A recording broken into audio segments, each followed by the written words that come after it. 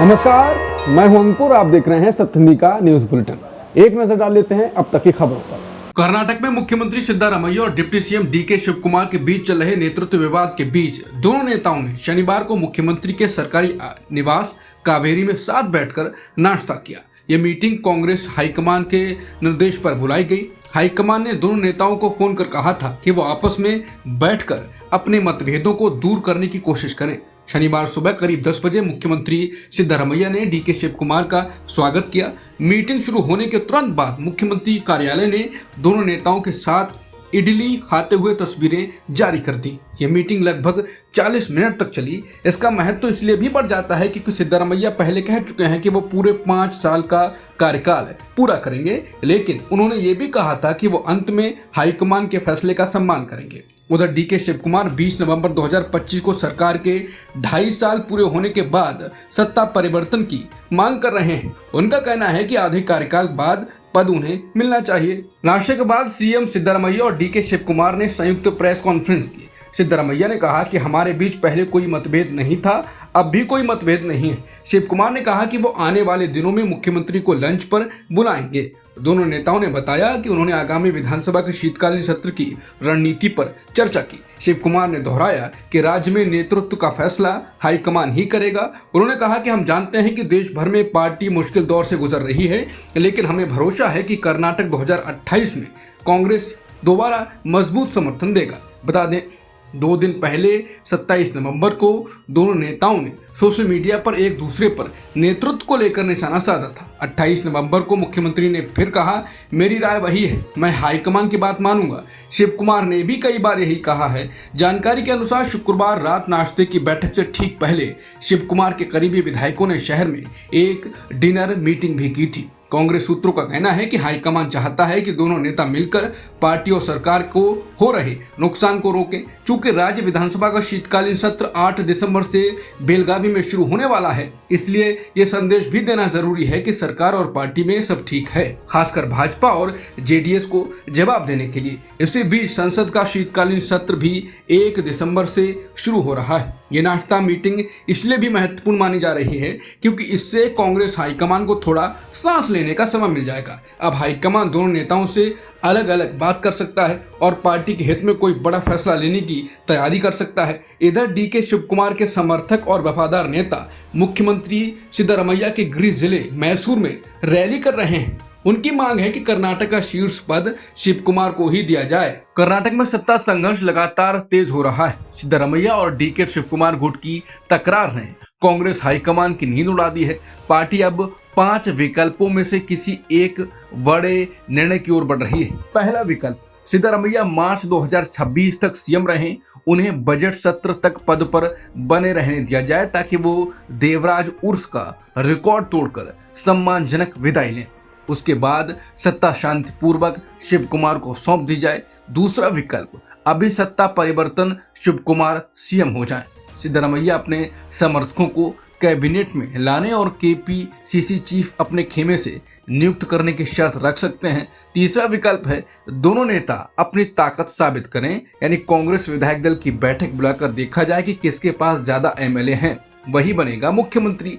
चौथा विकल्प है, कोई बदलाव नहीं, यानी सिद्धारमैया 2028 तक सीएम रहे और शर्त ये कि 2028 का चुनाव शिवकुमार के चेहरे पर लड़ा जाएगा। कैबिनेट रीशफल सिद्धारमैया करेंगे और उनके कोई वफादार नेता सीएम पोस्ट की दौड़ में नहीं होंगे। और पांचवा विकल्प, आखिरी विकल्प, मल्लिकार्जुन खड़गे को सीएम बनाना और अगर स्थिति नियंत्रण से बाहर हुई तो हाईकमान खड़गे को कर्नाटक भेज सकता है। कुछ नेता पहले ही उनका नाम आगे बढ़ाने लगे हैं। इससे दलित नेतृत्व की मांग भी पूरी होगी। दिल्ली की एक अदालत ने शनिवार को नेशनल हेराल्ड मामले में ईडी की चार्जशीट पर संज्ञान लेने के आदेश को टाल दिया है। अब अदालत 16 दिसंबर को अपना फैसला सुनाएगी। ईडी ने कांग्रेस नेताओं सोनिया गांधी, राहुल गांधी, दिवंगत नेता मोतीलाल वोरा, ऑस्कर फर्नांडिस और साथ ही सुमन दुबे, सैम पित्रोदा और यंग इंडियन कंपनी पर साजिश और मनी लॉन्ड्रिंग के आरोप लगाए हैं। एजेंसी के मुताबिक इन नेताओं पर आरोप है कि उन्होंने नेशनल हेराल्ड अखबार चलाने वाली कंपनी एसोसिएटेड जर्नल्स लिमिटेड की लगभग 2000 करोड़ रुपए की संपत्ति गलत तरीके से अपने कब्जे में ली है। ईडी का दावा है कि सोनिया और राहुल गांधी यंग इंडियन में 76% शेयर रखते हैं और इसी कंपनी के जरिए सिर्फ 90 करोड़ रुपए के लोन के बदले इतनी बड़ी संपत्ति हड़प ली गई। चार्जशीट में सोनिया गांधी, राहुल गांधी, सैम पित्रोदा, सुमन दुबे, सुनील भंडारी, यंग इंडियन और डोटेक्स मर्चेंडाइज प्राइवेट लिमिटेड के नाम शामिल हैं। केंद्र सरकार के नए वक्फ संशोधन कानून 2025 को महीनों तक लागू करने से इनकार करने के बाद पश्चिम बंगाल सरकार ने अब कानून को स्वीकार कर लिया है। राज्य सरकार ने निर्देश जारी किया है कि 5 दिसंबर की तय समय सीमा तक राज्य की 82,000 वक्फ संपत्तियों की जानकारी केंद्रीय पोर्टल पर अपलोड कर दी जाए। यह कानून इस साल अप्रैल में संसद के दोनों सदनों से पास हुआ था। वहीं पश्चिम बंगाल का ये फैसला इसलिए भी राजनीतिक रूप से महत्वपूर्ण माना जा रहा है क्योंकि मुख्यमंत्री ममता बनर्जी पहले ही सार्वजनिक रूप से कह चुकी थी कि वो इस कानून को बंगाल में लागू नहीं होने देंगी। कानून पेश किए जाने के बाद राज्य में बड़े पैमाने पर विरोध प्रदर्शन भी हुए थे। कानून के अनुसार अब वक्फ बोर्डों और ट्रिब्यूनलों में गैर मुस्लिम सदस्य शामिल होंगे। किसी भी संपत्ति पर वक्फ का दावा होने की स्थिति में अंतिम फैसला सरकार करेगी। टीएमसी सरकार इस कानून के खिलाफ कोर्ट भी गई थी लेकिन उसे राहत नहीं मिली। नेशनल कॉन्फ्रेंस की वर्किंग कमेटी ने अपनी बैठक में सर्वसम्मति से कई अहम प्रस्ताव पास किए हैं। कमेटी ने जम्मू कश्मीर का विशेष दर्जा यानी स्पेशल स्टेटस बहाल करने और तुरंत राज्य का दर्जा वापस देने की मांग की दोहराई। नेशनल कॉन्फ्रेंस ने हाल ही में लाल किले पर हुए हमले की निंदा करते हुए कहा कि इस मामले की पूरी और निष्पक्ष जांच होनी चाहिए। इसके साथ ही पार्टी ने नौगाम में हुए आकस्मिक विस्फोट की भी उच्च स्तरीय जांच की मांग की। बैठक में यह भी चिंता जताई गई कि देश के अलग अलग हिस्सों में जम्मू कश्मीर के छात्रों, व्यापारियों और आम लोगों के साथ उत्पीड़न और परेशानियों की खबरें लगातार आ रही हैं। पार्टी ने इन घटनाओं पर गंभीर चिंता व्यक्त की। नेशनल कॉन्फ्रेंस की 2 दिवसीय वर्किंग कमेटी की बैठक शुक्रवार को खत्म हुई जिसमें कुल 7 प्रस्ताव पारित किए गए। पाकिस्तान के प्रधानमंत्री के राजनीतिक सलाहकार राना सनाउल्लाह ने शुक्रवार को कहा कि वो जेल में बंद पूर्व प्रधानमंत्री और पीटीआई संस्थापक इमरान खान की अपने परिवार से मुलाकात का समर्थन करते हैं, लेकिन कुछ शर्तों के साथ। ये जानकारी डॉन की रिपोर्ट में सामने आई। इमरान खान के बेटे कासिम खान ने दावा किया है कि उनके पिता की कोई प्रूफ ऑफ लाइफ नहीं है। इमरान की बहन अलीमा खान ने इस्लामाबाद हाई कोर्ट में अवमानना याचिका दायर की है। उनका आरोप है कि अडियाला जेल प्रशासन हाई कोर्ट के आदेश के बावजूद उन्हें अपने भाई से मिलने नहीं दे रहा है। कोर्ट ने पहले हफ्ते में 2 बार मुलाकात की अनुमति दी थी। इमरान के परिवार के लोग हाल ही में जेल के बाहर विरोध प्रदर्शन भी कर चुके हैं। मांग है कि उन्हें तत्काल मुलाकात की अनुमति दी जाए। गौरतलब है कि इमरान खान अगस्त 2023 से जेल में है और उन्हें भ्रष्टाचार से जुड़े कई मामलों में 14 साल की सजा। भारत और अमेरिका के बीच रक्षा सौदों की तेज रफ्तार जारी है। शुक्रवार को भारत ने अमेरिका के साथ 8,000 करोड़ रुपए का बड़ा रक्षा समझौता किया। यह समझौता भारतीय नौसेना द्वारा इस्तेमाल किए जाने वाले MH-60R रोमियो हेलीकॉप्टरों की मेंटेनेंस, सपोर्ट और सर्विस को लेकर है। यह हेलीकॉप्टर भारत के युद्धपोतों और एयरक्राफ्ट कैरियर से उड़ान भरते हैं। इससे पहले इसी महीने भारत ने अमेरिका से 2 और सौदों को मंजूरी दी थी।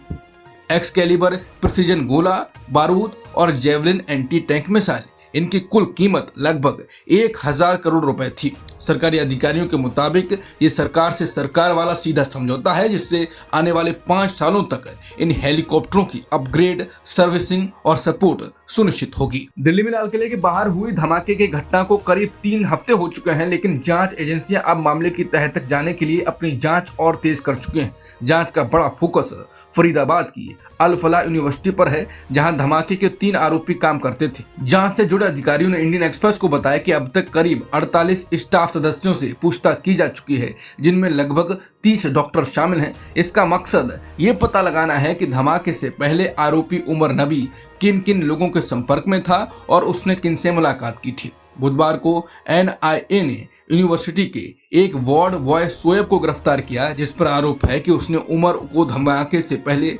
लॉजिस्टिक सपोर्ट दिया था। और अब जांच यूनिवर्सिटी के बाहर भी फैल गई है। सूत्रों के अनुसार सुरक्षा एजेंसियों ने दिल्ली के निजी अस्पतालों से कहा है कि वो ऐसे डॉक्टरों की लिस्ट दें जिन्होंने बांग्लादेश, UAE, चीन या पाकिस्तान से MBBS किया हो। ऐसा इसलिए क्योंकि एजेंसियों को शक है कि उमर का नेटवर्क अल फलाह यूनिवर्सिटी से आगे भी फैला हो सकता है। एक अधिकारी ने हमें शक है कि उमर का नेटवर्क सिर्फ यूनिवर्सिटी तक सीमित नहीं था, लेकिन उन्होंने ये भी जोड़ा कि जांच अभी शुरुआती चरण में है। पाकिस्तान के प्रधानमंत्री के राजनीतिक सलाहकार राना सनाउल्लाह ने शुक्रवार को कहा कि वो जेल में बंद पूर्व प्रधानमंत्री और पीटीआई संस्थापक इमरान खान की अपने परिवार से मुलाकात का समर्थन करते हैं, लेकिन कुछ शर्तों के साथ। ये जानकारी डॉन की रिपोर्ट में सामने आई। इमरान खान के बेटे कासिम खान ने दावा किया है कि उनके पिता की कोई प्रूफ ऑफ लाइफ नहीं है। इमरान की बहन अलीमा खान ने इस्लामाबाद हाई कोर्ट में अवमानना याचिका दायर की है। उनका आरोप है कि अडियाला जेल प्रशासन हाई कोर्ट के आदेश के बावजूद उन्हें अपने भाई से मिलने नहीं दे रहा है। कोर्ट ने पहले हफ्ते में 2 बार मुलाकात की अनुमति दी थी। इमरान के परिवार के लोग हाल ही में जेल के बाहर विरोध प्रदर्शन भी कर चुके हैं। मांग है कि उन्हें तत्काल मुलाकात की अनुमति दी जाए। गौरतलब है कि इमरान खान अगस्त 2023 से जेल में आए और उन्हें भ्रष्टाचार से जुड़े कई मामलों में 14 साल की सजा हुई है। वहीं जियो न्यूज़ के शो नया पाकिस्तान में राना सनाउल्लाह ने कहा कि मुलाकात की इजाज़त होनी चाहिए और ज़रूर होनी चाहिए, लेकिन 1 घंटे की मुलाकात के बाद 90 मिनट की प्रेस कॉन्फ्रेंस नहीं हो सकती। किसी कानून में इसकी अनुमति नहीं है। उन्होंने साफ किया कि मुलाकात के दौरान राजनीतिक चर्चा नहीं हो सकती। कोई कैदी जेल से बैठकर राजनीतिक आंदोलन लीड या प्लान नहीं कर सकता। परिवार के लोग जेल के बाहर प्रेस कॉन्फ्रेंस भी नहीं कर सकते। जेल से राज्य या अधिकारियों के खिलाफ सोशल मीडिया संदेश चलाना भी पूरी तरह प्रतिबंधित है। अब तक की खबरों में इतना ही। बाकी खबरों के लिए बने रहिए सत्य हिंदी के साथ।